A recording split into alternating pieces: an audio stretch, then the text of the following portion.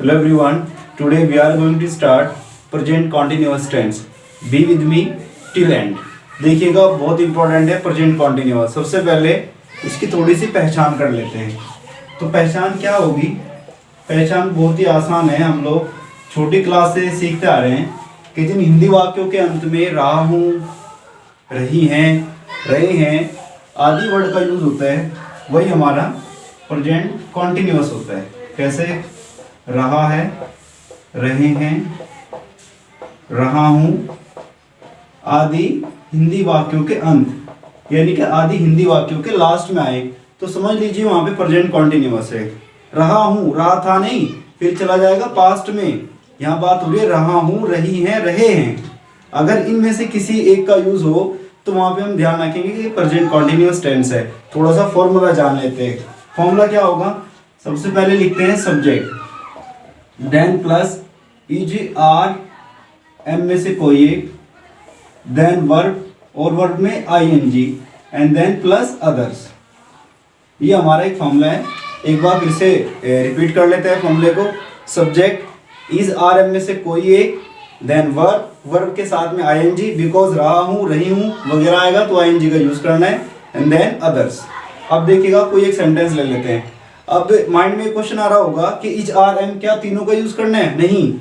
Is का use कब करना है, आर का यूज कब करना है और एम का यूज कब करना है, समझने वाली बात ये है।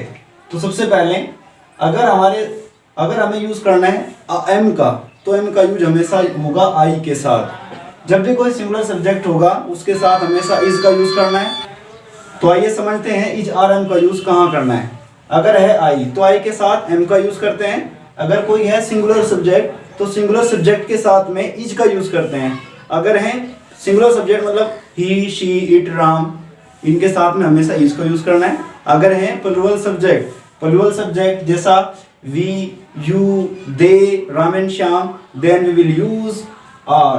किसका यूज करना है? आर का यूज करना है। जिनको थोड़ा कंफ्यूज है वो मेरी इसके पिछले वाली वीडियो जरूर देख ले। उसमें मैंने ये बेसिक कॉन्सेप्ट बहुत अच्छे से समझाए हैं। वहाँ पे आपको ये अच्छे से समझ में आ जाएगा। फिर ये क्लास देखें। तो आइए शुरू करते हैं। मैं खेल रहा हूँ। स्टार्ट करते हैं जहाँ पे हमें एम का यूज करना है। सबसे पहले सब्जेक्ट क्या है? सब्जेक्ट किसको कहते हैं? करने वाले को सब्जेक्ट कहते हैं। कौन का आंसर सब्जेक्ट होता है? यहाँ पे कहा गया मैं खेल रहा हूँ। कौन खेल रहा है? मैम। तो कौन का आंसर? मैं। इसका मतलब सब्जेक्ट हुआ मैं को बोलते हैं आई।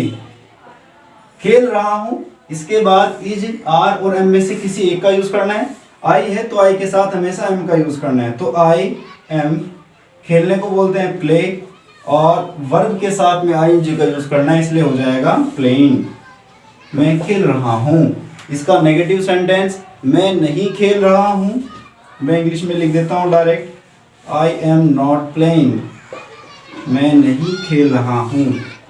देन इंट्रोगेटिव में क्या होगा? हम किसी से पूछ रहे हैं, जब क्वेश्चन पूछते हैं या खुद से क्वेश्चन पूछ रहे हैं, क्या मैं खेल रहा हूँ, शुरुआत किससे होगी? क्या से? क्या मैं खेल रहा हूँ। जब भी इंट्रोगेटिव वर्ड पूछा जाए, इंट्रोगेटिव सेंटेंस का हम यूज करते हैं, इनकी शुरुआत क्या से होती है, तो हमें उनमें केवल दो बातों का ध्यान रखना है।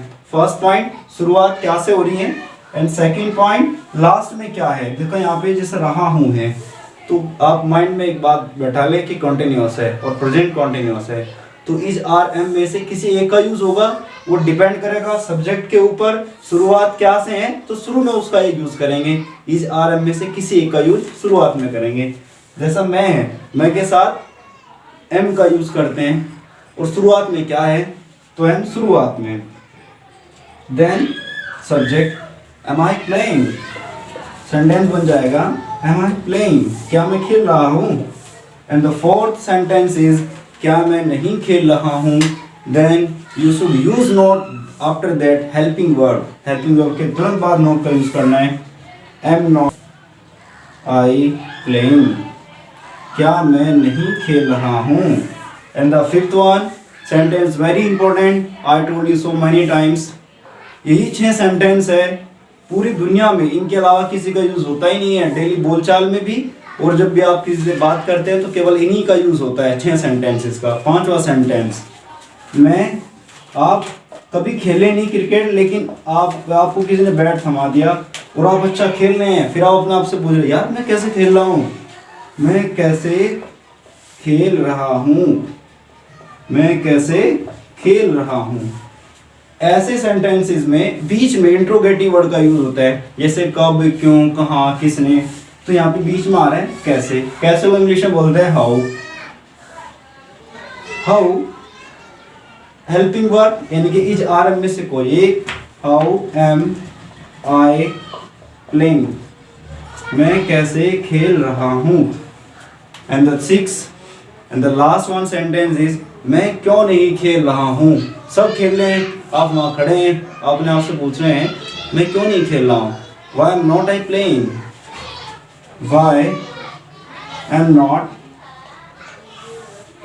आई प्लेइंग, मैं क्यों नहीं खेल रहा हूँ। वाई एम नॉट प्लेइंग, मैं क्यों नहीं खेल रहा हूँ। ये हुए जब आप एम का यूज करते हैं आई के साथ में उसके 6 सेंटेंसेस। एक बार फिर से देख लेते हैं शुरुआत से। I am playing, I am not playing, am I playing, am not I playing, how am I playing, why am not I playing. ये हुए 6 सेंटेंस। अब बात कर लेते हैं सिंगुलर सब्जेक्ट के साथ। सिंगुलर सब्जेक्ट के साथ इज का यूज करते हैं। एक बार देख लेते हैं कैसे करते हैं। कितने मिनट की होगी वीडियो? 7। बस बैठे रहो, बैठ जाओ भी।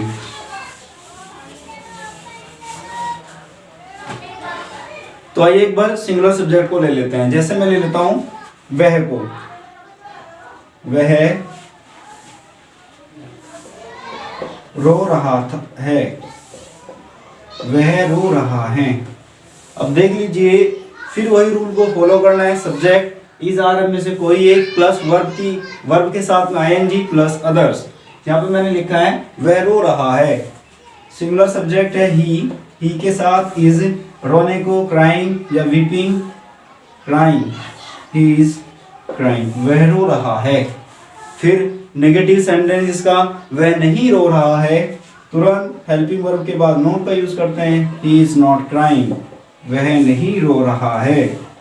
And the 4th one sentence, क्या वह रो रहा है।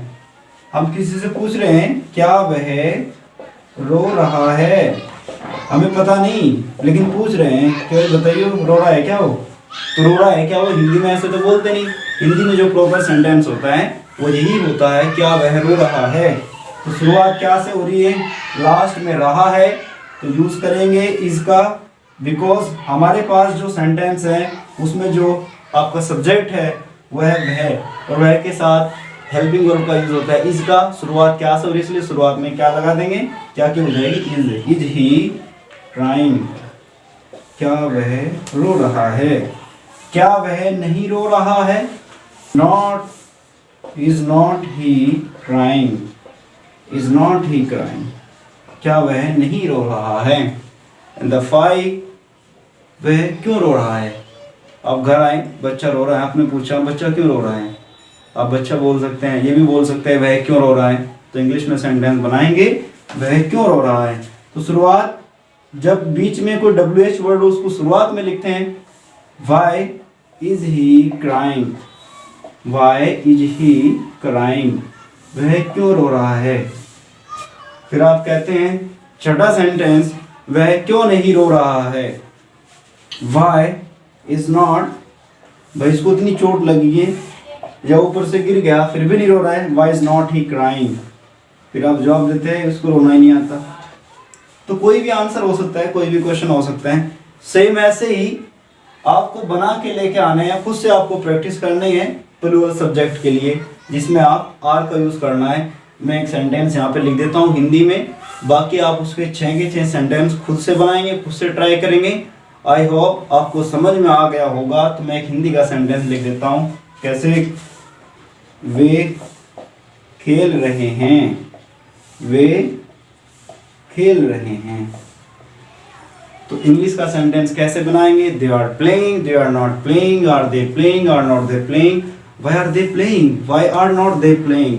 There are 60 sentences in English by which we can talk each other in the whole world within 6 sentences. So please, those who are new on my channel, please subscribe this channel and please press bell icon by which you can get all notification. Thank you so much for watching this video.